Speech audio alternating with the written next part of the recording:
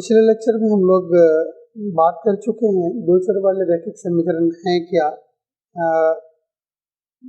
और आज हम लोग उसी क्रम को आगे बढ़ाते हुए बात करेंगे कि दो चर वाले रैखिक समीकरण में हम मान कैसे निकालें, कौन कौन सी विधियां हैं जिसके माध्यम से हम इसका हल निकाल सकते हैं। यानी दो चर वाले समीकरण में जो एक्स और वाई या यू और बी के टर्म में जो भी अचर पद है उसका मान हमको ज्ञात करना है। और उसी क्रम को हम लोग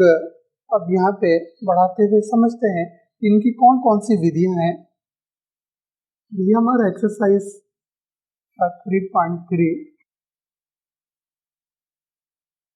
अब यहाँ पर हम देखेंगे कई विधियां हैं, लेकिन आज हम लोग बात करते हैं प्रतिस्थापन विधि। और क्वेश्चन भी है कि निम्नलिखित समीकरण युग्म को प्रतिस्थापन विधि से हल कीजिए। और हम लोग यहाँ डायरेक्ट क्वेश्चन पे ही आते हैं और यहीं से हम लोग समझते हैं कि इस विधि में कैसे हम x और y का मान निकालें, क्योंकि हम जान रहे हैं कि दो चर वाले रैखिक समीकरण में दो समीकरण हमारे पास होता है। और जैसा कि यहाँ पे है हमारा x + y = 14, ये इक्वेशन 1, और x - 5 = 4। अब ये क्वेश्चन कह रहा है कि प्रतिस्थापन विधि से हमको इसका हल करना है। अब यहाँ पर जो दो समीकरण हमारे पास दिया हुआ रहेगा उसमें से ये हमको स्वतंत्रता है कि इसमें से कोई भी चर पद, चाहे x या y, उसको आप निकालें कि x बराबर या y बराबर क्या होता है। तो उसमें क्या करेंगे, x का अगर हम मान निकालेंगे तो x बराबर 14 - y, अगर y का मान निकालें तो 14 - x। अब ये हमारे ऊपर डिपेंड करता है कि हम x लें या y लें। और हम यहाँ पर हमेशा एक चीज़ कहते हैं कि दो समीकरण में एक चीज़ आप देखें, जो समीकरण आपको आसान लगे उस समीकरण में से x और y का मान आप निकालें। और यहाँ पे लगभग दोनों एक ही तरह का समीकरण है, इसलिए हम लोग इक्वेशन 1 से ही आगे बढ़ते हैं। x + y = 14 ये हमारा दिया हुआ है, इसलिए हम x बराबर ये 14 - y, और हम इस इक्वेशन को नाम दे देते हैं इक्वेशन 3, x बराबर 14 - y। अब जो हम x का मान निकाले हैं इक्वेशन 1 की सहायता से, x बराबर 14 - y, और इसी मान को हमको दूसरे वाले इक्वेशन में यानी कि इक्वेशन नंबर 2 में उस समीकरण में उसको रखना होता है। अब यहाँ लिख दें तो ज़्यादा अच्छा रहेगा कि इक्वेशन 3 से, और इक्वेशन 2 हमारा है x - y = 4, और इक्वेशन 3 में हमारा x का मान निकला है 14 - y। और इस इक्वेशन में यानी इक्वेशन नंबर 2 में जहाँ पे x है उस x के जगह पे आपको रखना है 14 - y, क्योंकि x बराबर 14 - y के है, इसलिए x के जगह पे हम लोगों को रखना है 14 - y, और फिर ये माइनस इक्वेशन का y और = 4। अब इसको हम लोगों को सॉल्व कर देना है। अब अगर ब्रैकेट हम हटाएं तो 14 - y और ये -y और = ये 4, 14 माइनस और ये माइनस और माइनस क्योंकि दोनों सेम टर्म है इसलिए प्लस -y और -y, तो -2y और हमारा 4। अब -2y = ये 4, और ये संख्या को अगर उधर लेके जाएंगे, ये प्लस में है तो ये माइनस में हो जाएगा, 4 - 14, ये -2y और ये प्लस और ये माइनस, प्लस माइनस माइनस, तो 14 में 4 घटाएं तो आपका 10, और चूंकि 14 बड़ी संख्या है, चिन्ह माइनस का है, इसलिए इसका चिन्ह माइनस का होगा। अब इधर भी माइनस इधर भी माइनस, ये कैंसिल हो गया हमारा। अब ये 2y = हमारा 10, और हमको चूंकि y का मान निकालना है और y बराबर तब क्या हो जाएगा, ये 10/2, और 2 पंचे 10, और y का मान हमारा निकल कर आया 5। अब यहाँ पे एक यानी कि दो चर वाले रैखिक समीकरण में हमारा y का मान निकल के आया 5। अब इस y का मान को हमको रखना है अब इसमें से किसी भी इक्वेशन में आप रखेंगे तो x का मान निकल जाएगा, लेकिन ज़्यादा अच्छा रहेगा कि इक्वेशन 3 में हम रख दें। रखने पर अब क्या हो जाएगा, इक्वेशन 3 हमारा है x बराबर 14 माइनस वाई और x बराबर 14 और y का मान हम लोग निकाले हैं 5 और फिर x बराबर 14 माइनस 5 ये 9। तो इसका मतलब है कि x का मान हमारा 9 और y का मान हमारा 5 और यही हमको निकालना था, यही हमारा आंसर हुआ। तो हम क्या देखें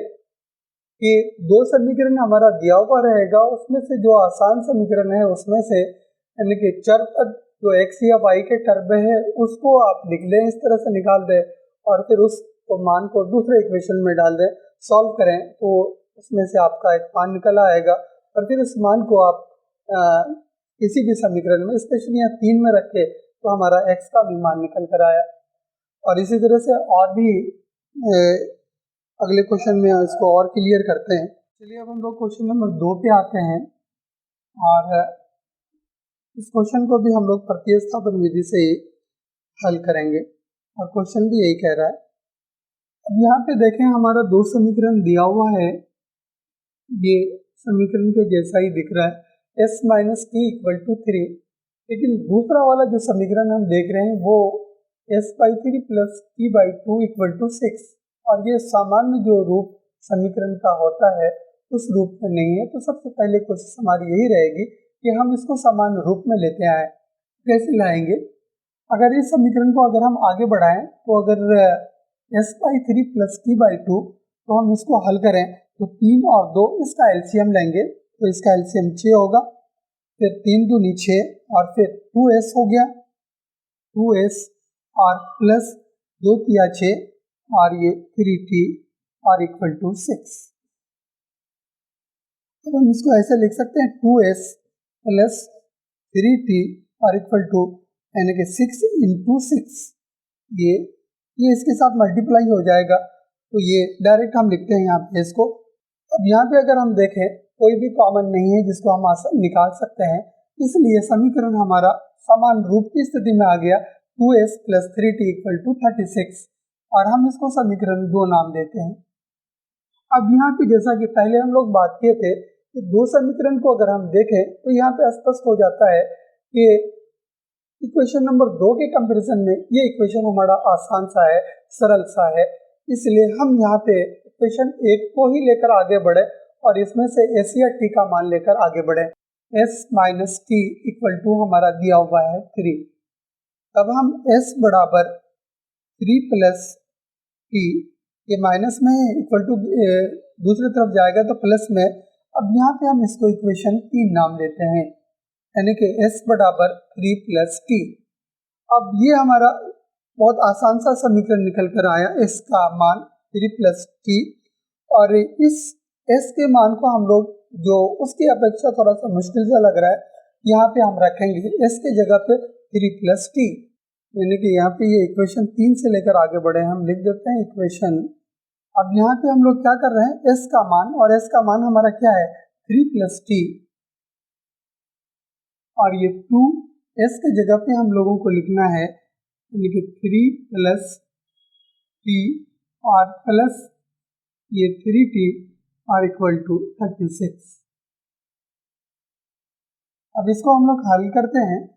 और तो ब्रैकेट हटाएंगे तो 2 तिया 6 और plus 2t plus 3t equal to 36। अब यहाँ पे 2t प्लस 3t तो ये हो गया हमारा, दोनों प्लस में है इसलिए 5t और इक्वल टू 36 और संख्या को दूसरी तरफ लेके जाए तो ये -6, 5t इक्वल टू 36 माइनस 6 ये हमारा 30 और t बराबर हो गया 30/5, 5 छक्के 30 और t का मान हमारा 6 आया। अब एक मान तो हमारा निकल गया, लेकिन एक दूसरा चर पद हमारा s है। अब t का मान हम लोग इक्वेशन 3 में रखते हैं और इक्वेशन 3 हमारा है s बराबर 3 प्लस टी, तब हो गया s बराबर 3 और t का मान हम लोग क्या निकाले हैं, ये 6 और s बराबर ये 9 और s का मान हमारा निकल कर आया 9 और t का मान हमारा ये 6 और यही हमको निकालना था और यही हमारा आंसर हुआ, s इक्वल टू 9 और t इक्वल टू 6। चलिए हम लोग क्वेश्चन नंबर 3 पे आते हैं। ये हमारा दो इक्वेशन यहाँ पे 3x minus Y equal to 3 और 9x minus 3y equal to 9 और दो चर वाले रैखिक समीकरण या किसी भी समीकरण को अगर हम हल करते हैं, एक हमारी कोशिश रहती है तो उसमें से अगर कोई कॉमन है तो उस कॉमन को आप निकाल लें। अगर इस इक्वेशन को अगर हम देखें तो यहाँ पे कॉमन हमारा है और वो है 3 अगर कॉमन लेते हैं तो ये हमारा 3x माइनस वाई और इक्वल टू 9 को हम 3 इंटू 3 लिख सकते हैं। तो ये 3 और ये 3 कैंसिल हो जाएगा, तो 3x माइनस वाई और इक्वल टू 3। अब यहाँ पे अगर हम इस इक्वेशन एक और फिर दूसरे इक्वेशन को जो हम लोग नॉर्मल सिचुएशन में लाते हैं तो पाते हैं ये दोनों इक्वेशन हमारा एक ही है, 3x minus Y equal to 3 और 3x minus Y equal to 3। अब चूँकि दोनों समीकरण एक ही समीकरण है इसलिए यहाँ पे हम हल नहीं कर सकते हैं, लेकिन ये लिखेंगे कि 3x minus Y equal to 3। अब इसमें से हमको y का मान निकालना ज़्यादा आसान है, अगर x का मान निकालेंगे तो 3 इसके साथ फिर बटे के नीचे आ जाएगा, इसलिए इस स्थिति में हम y का मान निकालते हैं। तो 3x minus Y equal to 3, तो 3x minus 3 equal to Y. एक तो हम लोग इसको इस रूप से आगे बढ़ सकते हैं कि हमको y को प्लस में लाना था तो इक्वल टू के दूसरे तरफ लेके जाएंगे तो वो हमारा y हो जाएगा, और आगे अगले स्टेप में हम इसको ऐसे लिख सकते हैं तो y बराबर ये 3x माइनस 3, ये इस ढंग से लिखा जा सकता है। अब यहाँ पे इसको ऐसा क्यों लिखा गया कि इक्वेशन में कंप्लीट साइड को हम अगर राइट साइड को लेफ्ट साइड में और लेफ्ट साइड को राइट साइड में करते हैं तो फिर वहाँ पे चिन्ह बदलने की आवश्यकता नहीं होती है। जैसा कि यहाँ y कंप्लीट हमारा लेफ्ट साइड में आ गया और ये जो लेफ्ट साइड में है कंप्लीट को राइट साइड में, क्योंकि y का मान हमको निकालना है इसलिए y बराबर 3x माइनस 3। अब यहाँ पे ये जो इक्वेशन हमारा कह लीजिए ये इक्वेशन जो तीसरा इक्वेशन है, अब यहाँ पे x का मान कोई भी मान रखें अनगिनत मान निकलेगा तो उसके संदर्भ में y का भी मान हमारा निकलेगा। तो जब दो समीकरण पहले अलग अलग दिखे और एक समीकरण को जब सिंप्लीफाई करें तो ये पहले समीकरण जैसा हो जाए, तो इस स्थिति में हम कोई चर पद चाहे वो x या y का मान इस ढंग से लिखेंगे और फिर कहेंगे कि x का और y का मान यहाँ पे अनगिनत निकलेगा। x का मान जैसे हम रखेंगे तो उसके संदर्भ में y का मान निकलेगा, x के मान को अलग अलग करेंगे तो y का मान भी हमारा अलग अलग निकलेगा। तो इस स्थिति में x और y के अनेक मान निकलेंगे। इस स्थिति में हम लोग ऐसे आगे बढ़ेंगे और यहाँ पे हम बात कर रहे थे कि इक्वेशन को कैसे, जैसे 3x minus 3 equal to Y था, सॉरी ये हमारा इक्वेशन था 3x माइनस वाई। अगर इसको अगर हम आगे बढ़ाएं 3x माइनस वाई, ये इक्वल टू हमारा 3 है, माइनस वाई को रखें तो ये 3 और ये माइनस 3x होगा। 3 ऑलरेडी इधर हमारा है और लेफ्ट साइड से 3x को लेके जाएंगे तो ये माइनस 3x होगा, क्योंकि किसी का भी मान हम माइनस चिन्ह के साथ नहीं निकालते हैं, इसलिए इस स्थिति में क्या करेंगे माइनस वाई और फिर यहाँ पे हम कॉमन लेंगे। कॉमन लेने के क्रम में क्या होता है, जो ऑलरेडी पहले जो टर्म है उसका जो चिन्ह है वो चिन्ह बदल जाएगा। चिन्ह बदलेगा तो 3 का चिन्ह ये माइनस 3 और ये प्लस 3, और फिर ये माइनस और माइनस को कैंसिल करेंगे तो y बराबर हमारा क्या बचा माइनस 3 और ये प्लस 3x। और लिखने का सही तरीका क्या है कि प्लस टर्म को आप पहले लिखें 3x माइनस 3, और इन्हीं सारे लंबी प्रक्रियाओं से बचने के लिए डायरेक्ट हम लोग क्या किए, जो निगेटिव टर्म है उसको अगले साइड मतलब दूसरे साइड में लेके चले गए और पूरे कंप्लीट को राइट साइड को लेफ्ट साइड में, तो इससे ज़्यादा आसान है कि y बराबर 3x माइनस 3, इस ढंग से भी इसको हम निकाल सकते हैं और ये ज़्यादा आसान तरीका है। अब आते हैं हम लोग क्वेश्चन नंबर 4 पे, और ये थोड़ा सा डिफरेंट है पिछले क्वेश्चन के कंपैरिजन। अब यहाँ पे अगर हम देखें दोनों इक्वेशन को तो बड़ा कॉम्प्लिकेटेड सा दिख रहा है कि यहाँ पे हम देख रहे हैं कि दशमलव हर इक्वेशन में है 0.2x, 0.3y और 1.3। अब यहाँ पे इस दशमलव से अगर हम छुटकारा पाना चाहें तो हम क्या करेंगे, हम समान या तो यहाँ पे हम लोग x का मान को अगर आगे निकाल कर आगे बढ़े दूसरे इक्वेशन में डालें तो वहाँ पर भी हल निकल जाएगा, लेकिन हमारा प्रोसेस ये होगा इस इक्वेशन को हम लोग जो समान रूप होता है उस रूप में हम लाना चाहते हैं, और 0.2x प्लस 0.3y और इक्वल टू 1.3 है हमारा। और हम पहले से जान रहे हैं कि अगर कहीं पे दशमलव है उस दशमलव से अगर हम मुक्ति पाना चाहते हैं तो हमारा तरीका क्या है, ये 2x पॉइंट के बाद एक डिजिट है, इसका मतलब है कि आप यहाँ को 10 से भागा लगाइए, अगर पॉइंट के बाद 2 डिजिट रहता तो फिर 100 से। अब यहाँ पे 0.3 तो ये 3y और पॉइंट के बाद यहाँ पर भी एक डिजिट है तो ये 10 से भाग लगेगा, और फिर ये 1.3 पॉइंट के बाद एक डिजिट तो ये हमारा 10। अब हम इसको लिख सकते हैं चूँकि एलसीएम 10 है तो 2x प्लस 3y बटे 10 और बराबर 13 बटे ये 10 हमारा। अब ये 10 और 10 कैंसिल हो जाएगा तो 2x और प्लस 3y और इक्वल टू ये 13। अब ये इक्वेशन हमारा जो समान रूप का होता है उस रूप में हमारा आ गया 2x plus 3y equal to 13। अब उसी तरह से अगर हम दूसरे इक्वेशन को हल करें 0.4x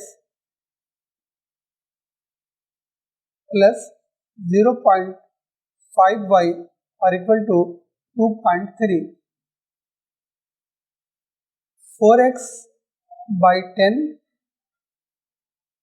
5y बाई 10 और इक्वल टू लिख सकते हैं पॉइंट के बाद। और फिर इसको अगर हम सॉल्व करें तो 4x और प्लस 5y बटे 10 ये 23 बटे 10, ये 10 कैंसिल और हमारा जब 4x प्लस 5y और इक्वल टू 23, ये हमारा इक्वेशन नंबर 2। अब यहाँ पे देखें ये हमारा इक्वेशन 1 था 2x plus 3y equal to 13 और 4x plus 5y equal to 23। अगर इन दोनों इक्वेशन को अगर हम कंपैरिजन करें तो हमको लगेगा कि इक्वेशन नंबर 1 इक्वेशन नंबर 2 के ज़्यादा सरल है, ज़्यादा आसान है, इसलिए हम लोग इक्वेशन नंबर 1 से ही आगे बढ़ते हैं। 2x plus 3y equal to 13। अब यहाँ पे x और y दोनों के साथ पूर्णांक है, इसलिए हम किसी एक को लेकर चलते हैं। ये 2x equal to 13 minus 3y होगा और x बराबर 13 माइनस 3y और ये बटे 2, ये हम इक्वेशन 3 नाम देते हैं इसको। x बराबर 13 माइनस 3y बाई 2। अब इस x के मान को हम लोग अब इक्वेशन 2 में रखते हैं और इक्वेशन 2 है हमारा 4x प्लस 5y और इक्वल टू 23 और x के जगह पे हमको रखना है 4 और x बराबर हुआ हमारा 13 माइनस 3y बटे 2 और प्लस 5y और इक्वल टू 23। अब इसको हम लोगों को हल करना है। अब यहाँ पे अगर हम देखें 4 इंटू 13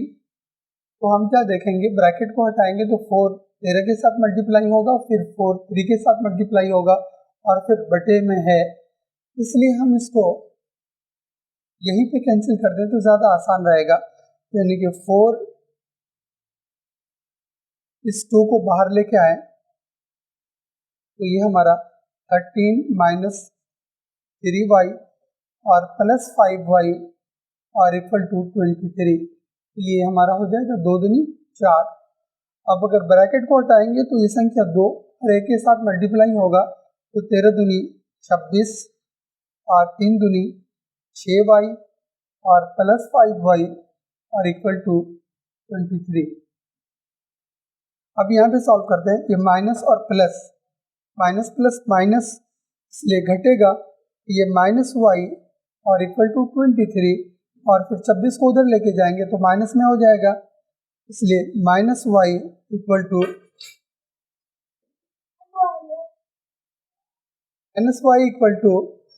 अब प्लस और माइनस माइनस, तो 26 में 23 को घटाएंगे तो हमारा 3, और चूंकि संख्या 26 बड़ी संख्या है इसलिए इसका चिन्ह माइनस रहेगा। ये माइनस और माइनस कैंसिल हमारा, और y बराबर हमारा ये 3 मान निकल कर आया। अब इस y के मान को हमारा इक्वेशन 3 है, x बराबर 13 माइनस 3y इक्वल टू 2, और इसके साथ से हमारा x का मान निकल जाएगा।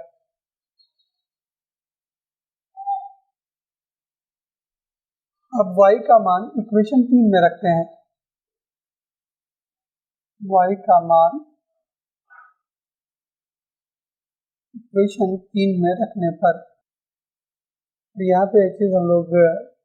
छोड़ दे रहे थे, यहाँ पे ये टर्म आएगा, ये y का मान यहाँ पे हमारा 3 निकल कर आया। अब इस मान को हम लोग इक्वेशन 3 में रख रहे हैं, और इक्वेशन 3 है हमारा x बराबर 13 माइनस 3y बटे 2,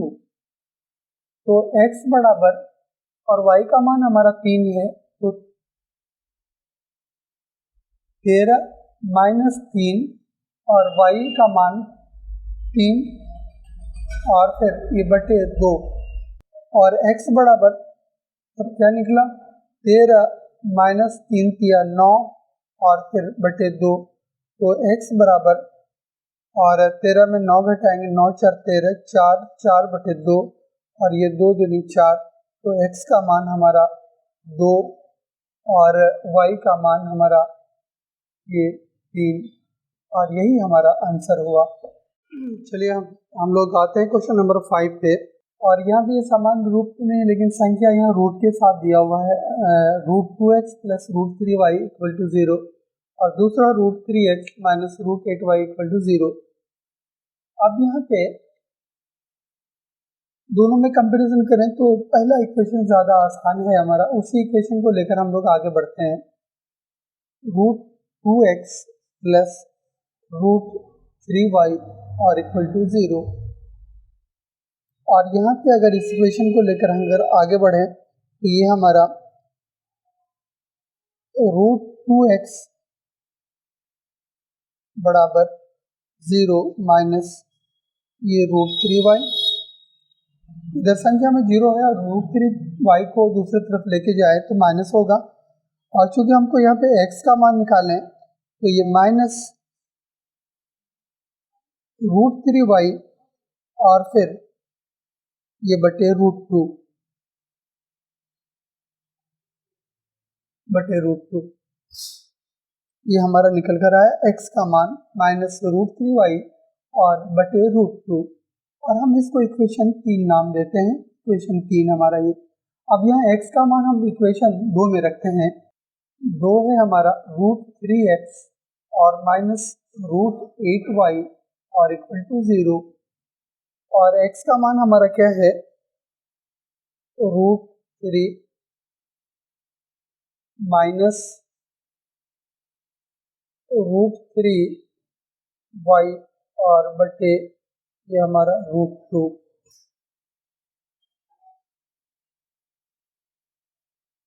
और माइनस रूट 8y और इक्वल टू 0। तो इसको हम लोग आगे बढ़ाते हैं इक्वेशन को, तब ये क्या हो जाएगा, ब्रैकेट को अगर हम हटाएंगे तो ये √3 और फिर ये अंदर √3 ये आपस में मल्टीप्लाई होगा तो हो जाएगा, माइनस का चिन्ह रहेगा, ये √3 इंटू √3। अब यहाँ पे दो तरह की बात होगी, √3 इंटू √3 लिख सकते हैं या √3 का स्क्वायर लिख सकते हैं। √3 कर देते हैं और फिर बटे ये √2 और ये हमारा y और माइनस √8y और इक्वल टू 0। नेक्स्ट क्वेश्चन, अब इसको सॉल्व करते हैं हम लोग। ये √3 इंटू √3 स्क्वायर और मीन्स वो 3 ही होगा, 3y और फिर बटे √2 और माइनस √8y, अच्छा, बराबर 0। अब ये हमारा माइनस √8y और इक्वल टू 0 है हमारा, और यहाँ से हम वो इक्वेशन, इस इक्वेशन से y का मान निकालना है, इसलिए हम इसको ऐसे लिख सकते हैं, -3y और बटे √2 इक्वल टू, और इस टर्म को हम दूसरी तरफ लेके जाते हैं तो ये हो जाएगा √8y है ना, प्लस 0, तो ये इतना ही टर्म। अब यहाँ पे -3y equal to cross multiplication करेंगे तो ये √2 और फिर ये इंटू √8 और ये y हमारा, तो -3y और इक्वल टू हमारा 8 दूनी 16, ये √16 और ये हमारा y। अब यहाँ पे अगर हम देखें तो -3y इक्वल टू √16y हमारा मान आया, और ये -3y और इक्वल टू √16 जो वर्गमूल निकलेगा इसका 4 और ये हमारा y। और यहाँ पे माइनस, क्योंकि हमको मान चाहिए y का ना कि -y का, इसलिए इस स्थिति में हम लोग क्या करते हैं, इसको -3y, अब यहाँ पे -3y चूँकि दोनों सेम टर्म है और y का मान तो एक साथ रखना ही पड़ेगा इसको। अब फिर यहाँ पे हम लोग इसको अगर इधर लेके आए तो क्या हो जाएगा, -3y और इक्वल टू के दूसरे तरफ है और इधर लेके आएंगे तो क्या हो जाएगा, -4y और तब इधर क्या बचेगा, 0 हमारा, और -3y और -4y ये -7y और इक्वल टू 0। और हम इसको ऐसा लिख सकते हैं ना कि -7y इक्वल टू 0, तो 7y इक्वल टू हमारा ये 0, क्योंकि अगर इक्वेशन में कहीं पे आपका माइनस टर्म आता है, क्योंकि y का मान हमको माइनस में नहीं निकालना है, प्लस में निकालना है, तो ये चिन्ह आप यहाँ पर दे सकते हैं, है ना, -0, तो ये तब क्या हो जाएगा, y बराबर -0 का कोई मतलब ही नहीं है, इसलिए 0/7, तो y का मान हम लिख सकते हैं, ये हमारा 0 आएगा, y का मान 0। अब यहाँ पे देखिए, मैथ में हम लोग जानते हैं कि बहुत सारा मतलब वे हो सकता है प्रॉब्लम को हल करने का। जैसे यहाँ पे ये पोजीशन पे हम लोग हैं इस इक्वेशन में, -7y इक्वल टू 0, अगर कोई इसको इस ढंग से हल करना चाहे तो y बराबर वो लिख सकता है ना, 0/ये -7 है ना, y के साथ जो संख्या गुणांक के रूप में है वो दूसरे तरफ बटे के नीचे आएगा, और y बराबर 0/-7, इसका मतलब है कि वो 0 ही, तो ये मान या तो आप इस ढंग से निकालें या यहाँ पे भी आप y का मान निकाल सकते हैं। अब एक चीज़ यहाँ पे और हम लोग बात कर लेते हैं कि इस इक्वेशन में चूँकि y का टर्म दोनों जगह था, और अगर यहाँ पे दूसरी तरफ नहीं लेके दे जाते तो भी हमारा हल हो सकता था, वो कैसे, यहाँ पे हम लोग थोड़ा इसको देख लेते हैं, और इसमें से जो मेथड आपको आसान लगे उसको आप उससे आप आगे बढ़ सकते हैं। जैसे ये वाला सिचुएशन था हमारा, ये क्या था इक्वेशन कि -3y और बटे √2 और -√8y इक्वल टू 0, क्योंकि दोनों टर्म हमारा y है, इसलिए दूसरी तरफ नहीं भी लेके चले तो हमारा हल निकल जाएगा। अब क्या करेंगे, इन दोनों में से अगर हम एलसीएम लें तो ये एलसीएम क्या निकलेगा, √2 ही निकलेगा, तो ये -3y, क्योंकि √2 1 और 1 इसको मल्टीप्लाई करेंगे -3y और माइनस, और यहाँ पे आपका हर में कुछ भी नहीं है और एलसीएम आपका √2, तो इसके साथ मल्टीप्लाई करेंगे तो ये √16 और फिर ये y और इक्वल टू 0। अब यहाँ पे -3y और इसको हल करेंगे √16, तो ये आपका 4y और बराबर, और ये बटे √2 जो है इसको दूसरी तरफ लेके जाएंगे तो 0 इंटू √2 हो जाएगा, तो -3y और -4y, तब ये -7y और इक्वल टू 0 और y बराबर ये 0 बटे -7, तो y का मान हमारा क्या निकला, ये 0। तो इस ढंग से भी आप निकाल सकते हैं, इस वे में भी आप निकाल सकते हैं। अब यहाँ पे हम देखें कि y का मान हमारा 0 निकल गया, और इक्वेशन 3 जरा सा देखें, यहाँ पे इक्वेशन 3 हमारा यहाँ पे है। अब क्या करेंगे, y का मान इक्वेशन 3 में रखेंगे, और इक्वेशन 3 है हमारा x बराबर -√3y और बटे √2, यही मान है हमारा x का मान माइनस। अब हम लोग कर क्या रहे हैं, y का मान हमारा 0 निकला है, तो x बराबर -√3 और ये 0 और फिर ये बटे √2, तो x बराबर तब क्या हो जाएगा, x यानी कि 0 के साथ मल्टीप्लाई करेंगे तो 0 ही होगा और बटे √2, और इसका मतलब है x का मान 0 ही निकलेगा, 0 बटे √2 मीन्स 0। तो x का मान हमारा 0 और y का मान भी हमारा 0, और यही हमारा आंसर हुआ। हम लोग क्वेश्चन नंबर 6 पे बात करते हैं, और इस क्वेश्चन को भी हम लोगों को प्रतिस्थापन विधि के द्वारा हल करना है, यानी कि जो चर पद है x और y का मान हम लोगों को यहाँ पे निकालना है। सबसे पहले हमारी कोशिश ये रहेगी कि जो इक्वेशन है, इस इक्वेशन को हम लोग सामान्य रूप में लेते आते हैं, तो हम लोग इस इक्वेशन को लेके आगे बढ़ते हैं। ये 3x/2 - 5y/3 है, इसको अगर हम हल करें तो पहले 2 और 3 का एलसीएम लेंगे, 2 और 3 का एलसीएम लेंगे तो ये हमारा एलसीएम 6 आएगा।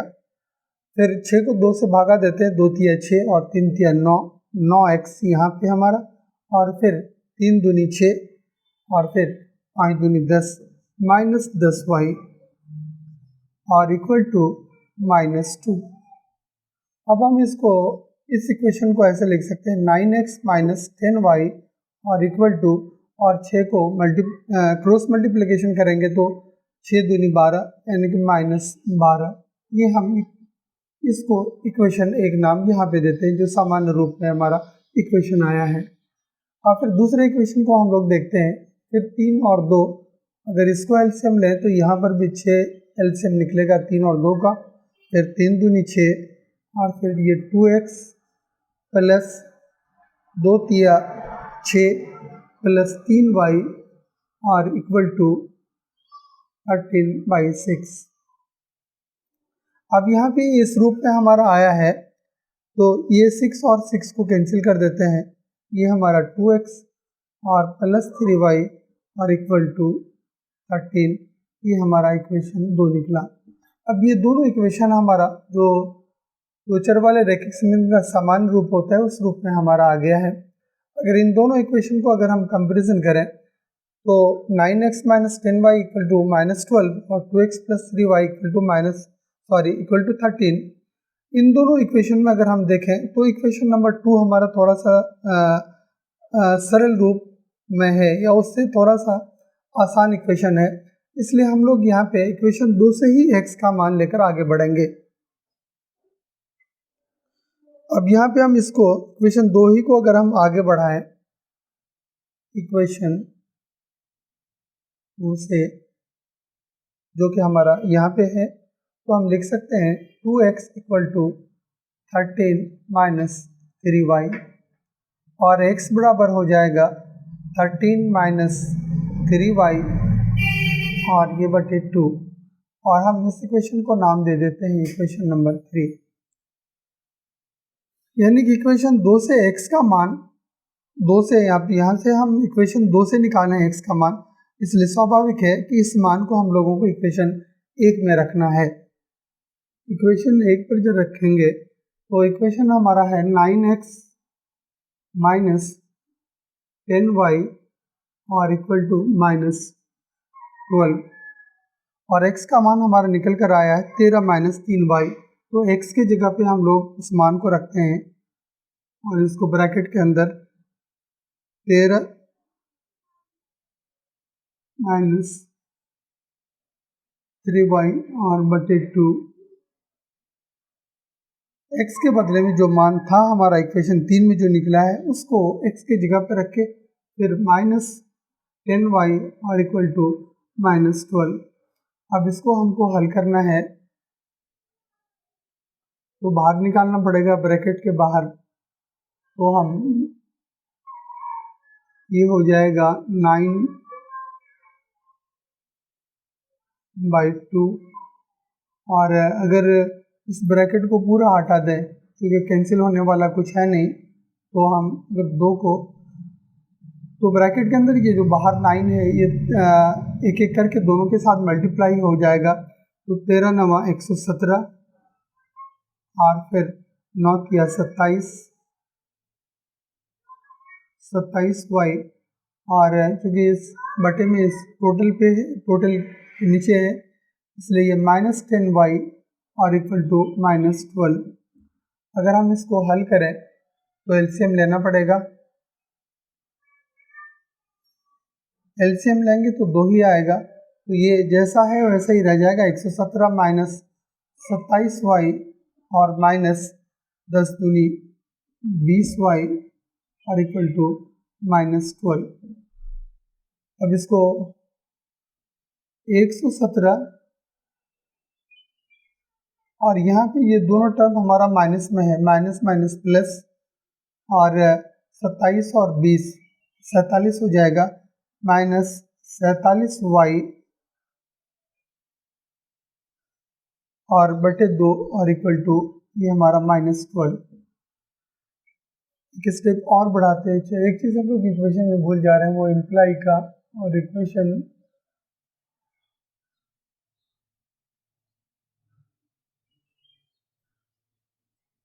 और यहाँ पे 117 माइनस 47y और इक्वल टू क्रॉस मल्टीप्लिकेशन करेंगे तो 12 दूनी 24, ये माइनस 24 हमारा इधर आ गया। अब ये माइनस 47y और इक्वल टू माइनस 24 और इस टर्म को क्योंकि दोनों संख्या है इस तरफ लेके जाएंगे तो ये माइनस 117 माइनस 47y और इक्वल टू और माइनस माइनस प्लस और इन जोड़ देंगे 7 6 11 और फिर 2 1 3 1 4 और फिर 141 और माइनस हो जाएगा। ये माइनस और माइनस हमारा कैंसिल और इसमें से y का मान निकालें तो ये 141 बटे हमारा 47 7 तिया 21 4 तिया 12। अगर 47 3 से कटेगा 47 तिया